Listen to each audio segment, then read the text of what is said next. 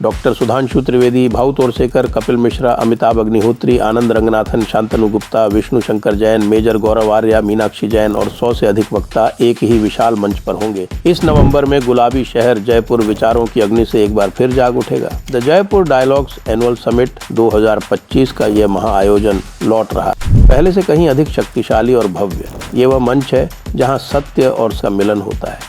3 दिन तक राष्ट्रीय सुरक्षा से लेकर सांस्कृतिक पुनर्जागरण तक हर विषय पर बेबाक और निर्भीक चर्चा की। ये केवल एक समिट नहीं बल्कि एक सभ्यता की आवाज़ है जो अपना वृत्तांत स्वयं लिख रही है। इस महत्वपूर्ण राष्ट्रीय संवाद का हिस्सा बनने के लिए आप अपना रजिस्ट्रेशन करा सकते हैं। इस वैचारिक आंदोलन को समर्थन देने के लिए आप सेशंस को स्पॉन्सर कर सकते हैं और आयोजन स्थल पर अपना स्टॉल लगवाकर व्यापक दर्शकों तक पहुंच सकते हैं। वहां रहें, साक्षी बने, आवाज़ बने।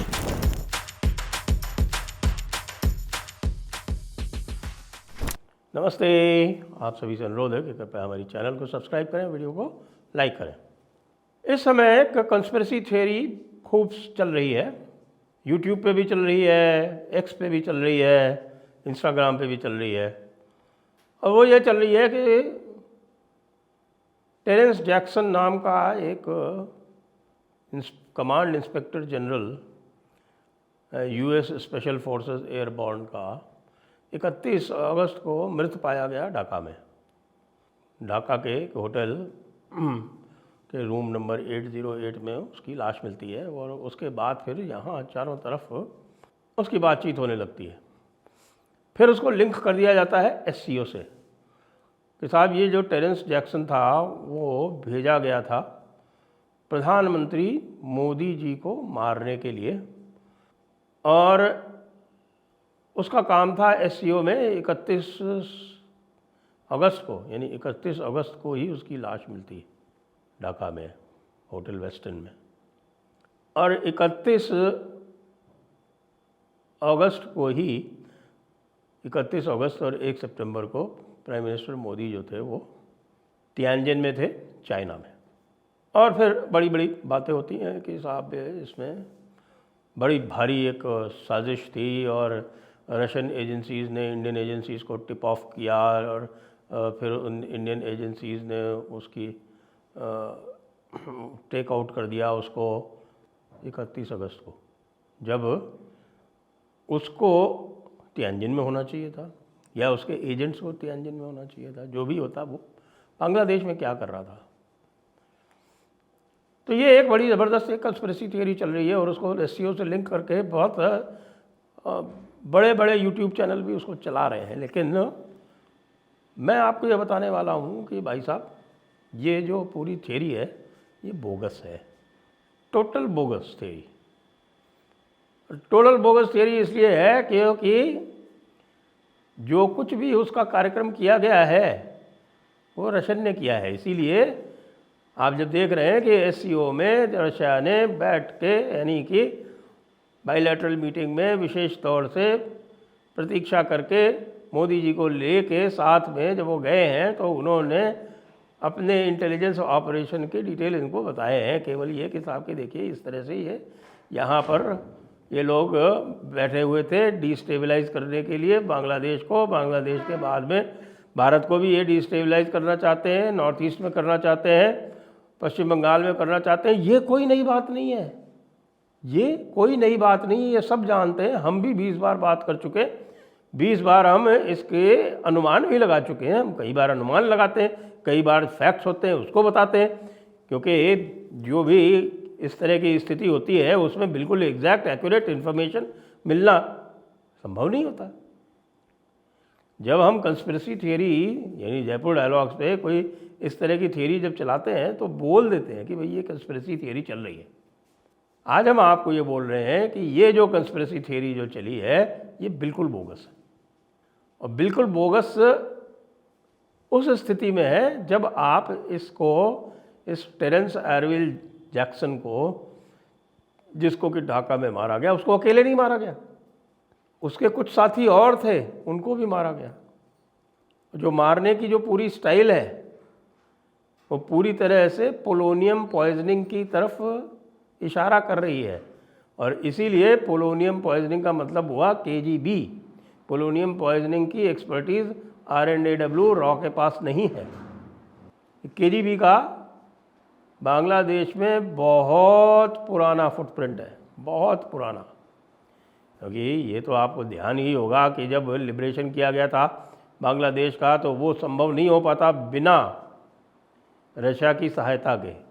रूसी पनडुब्बियाँ जब सामने आ गई थी 7th फ्लीट के अमेरिका के, तभी अमेरिका जो था वहाँ से भागा था और उसने इस बांग्लादेश युद्ध में किसी भी तरह का इंटरवेंशन करने का विचार त्याग दिया था। रशिया की न्यूक्लियर पनडुब्बियाँ आके सरफेस हुई थी वहाँ पर 7th फ्लीट के सामने। तो ये पुरानी बात है, लोग भूल गए हैं। तो लोगों ने क्या किया कि साहब की 31 अगस्त को यहाँ हुआ तो 31 अगस्त को वहाँ हुआ, तो इसलिए वो SCO में मारने का प्लान था, तो यहाँ आके 31 अगस्त को मर गया। थोड़ी सी लॉजिक की बात सोच लीजिए कि जिसको व्यक्ति को 31 अगस्त को प्रधानमंत्री को तियानजिन में मारना है, कुछ लोगों के मुताबिक, कुछ मैं तो शुरू से कह रहा हूँ बोगस है बिल्कुल, वहाँ उनको मारना है। वो 31 अगस्त को ढाका में था, 29 तारीख को उसने नया होटल चूज़ किया था, वहाँ वो बहुत पहले से था, बिजनेस ट्रिप पे था, वहाँ वो बैठा उल्टे पुल्टे काम कर रहा था, वो बांग्लादेश के संदर्भ में कर रहा था। बांग्लादेश को पूरी तरह से US के ग्रिप में लाने के लिए जो भी कार्यक्रम चल रहे थे वो उसका पार्ट था, इसमें कोई संदेह की बात नहीं है। और चूंकि जो भी US ऑपरेशन वहाँ चल रहे थे वो उसका एक एलिमेंट जो था वो भारत पे भी फोकस निश्चित रूप से कर ही रहा था उस समय, तो ये भी हम इसको नकार नहीं सकते कि उसका कुछ पार्ट हो कि साहब की नॉर्थ ईस्ट में जो तमाशे करने हैं उसमें भी उसका कुछ हाथ रहा हो। टेरेंस एरविल जैक्सन, ऐसा हो सकता है।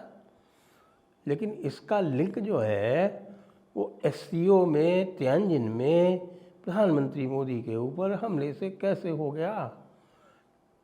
परम मूर्खता की बात है कि किसी को यदि प्रधानमंत्री मोदी पर हमला करना होगा तो वो चाइना में जाके करेगा।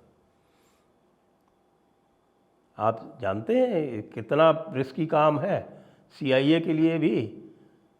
CIA कुछ भी कर ले, ये काम कभी चाइना में रिस्क नहीं करेगी। उनको पता है कि चाइना में फिर उसका क्या हश्र होगा। इस समय भी टैरिफ वॉर में थर थर काँप रहा है चाइना से USA। हिम्मत नहीं हो रही है, बातें करते रहते हैं हमारे ट्रंप बाबू, लेकिन उनकी इकॉनमी का बुरा हाल कर रखा है चाइना ने। उनकी शेल्फ्स खाली हो गई हैं, इन्फ्लेशन बढ़ता जा रहा है, लोग जो हैं वो ट्रंप को गालियां दे रहे हैं और ट्रंप की रेटिंग्स जो हैं इस समय ऑल टाइम लो हैं। और उसके लिए चाइना ने जिस तरह का स्टैंड लिया है, विशेषकर रेयर अर्थ के मामले में, और बाकी जो उनके टैरिफ उन्होंने लगा दिया है चाइना से आने वाली चीज़ों के बारे में, चीज़ों के लिए, तो इंडस्ट्रियल प्रोडक्शन डाउन जा रहा है। क्योंकि सप्लाई चेन्स जो बनी हुई हैं वो सप्लाई चेन्स अचानक नहीं बन जाती, सप्लाई चेन्स बनने में दशकों लगते हैं।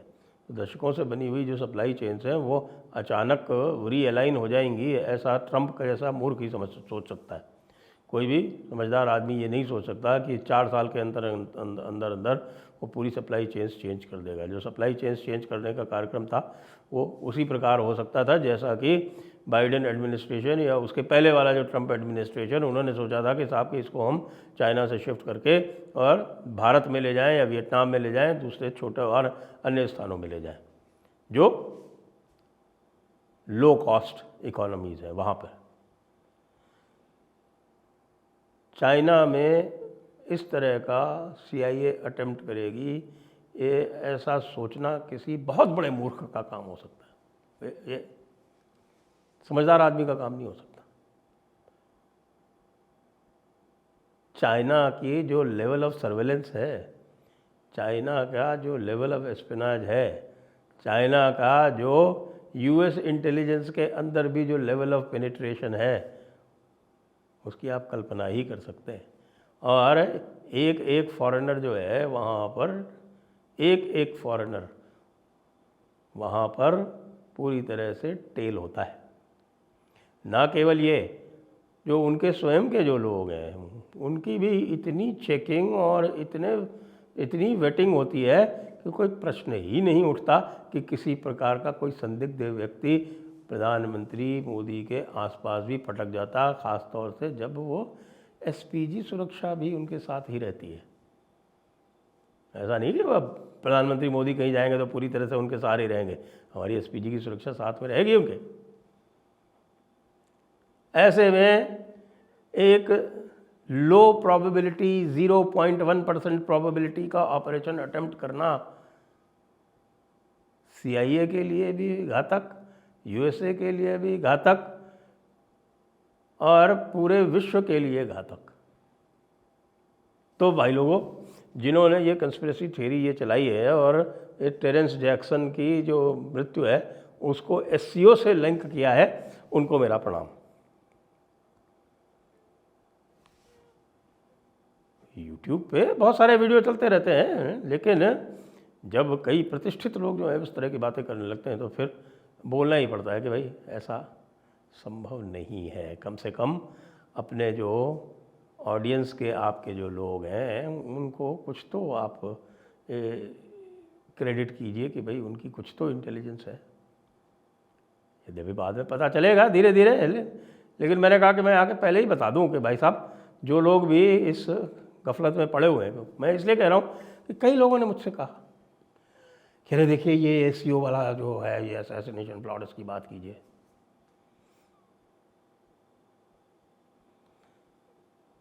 CIA को अगर मान लीजिए कोई प्लॉट ही करना होगा तो बहुत सारे और डेस्टिनेशन है जहाँ बहुत आसान है अगर चाहे तो। हालांकि USA जो है वह ऐसी स्थिति में भी नहीं है कि हाँ ठीक है वो मोदी को हटाना चाहता है, लेकिन मोदी का असैसिनेशन, यार कुछ दिमाग का इलाज करा लो। कुछ भी, हमें पता है डीप स्टेट एक्टिव है, हमें पता है डीप स्टेट चाहती है कि मोदी यहाँ मोदी का राज समाप्त हो, हमें पता है डीप स्टेट डिस्टेबलाइज करना चाहती है, हमें पता है कि डीप स्टेट चाहती है कि भाई एनर्की हो, लेकिन वो सब इस दिशा में है कि भाई किसी भी तरह से सरकार उनके पसंद की बन जाए, सरकार ऐसी बन जाए जो उनकी बात माने। इसमें अभी तक कहीं असैसिनेशन का एंगल आया नहीं है। क्या मोदी खत्म करना चाहते हैं, अच्छा है, यूट्यूब पे TRP के लिए बढ़िया है, लेकिन बात पूरी तरह से झूठ है। ये मैं बिल्कुल कन्विक्शन के साथ कह रहा हूँ। ख़ास तौर से ये जो टेरेंस जैक्सन का और जो SCO का ये जो सामंजस्य किया गया है, भारत और रशिया के बीच में बड़ी ज़बरदस्त इंटेलिजेंस शेयरिंग है। और इस समय US जो है वो दुनिया भर के नाटक इधर उधर अपनी सुप्रीमेसी इस्टेब्लिश करने के लिए, री इस्टेब्लिश करने के लिए कर रहा है। तो क्या ये बात करने के लिए पुतिन और मोदी एक साथ एक गाड़ी में नहीं जा सकते? तो सोचिए।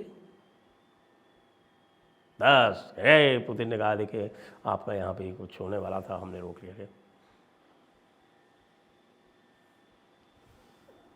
जय हो मूर्खस्य पंचचिह्नानि गर्वो दुर्वचनो मुखे हठी चैव विषादी च परोक्तम नैव मन्यते।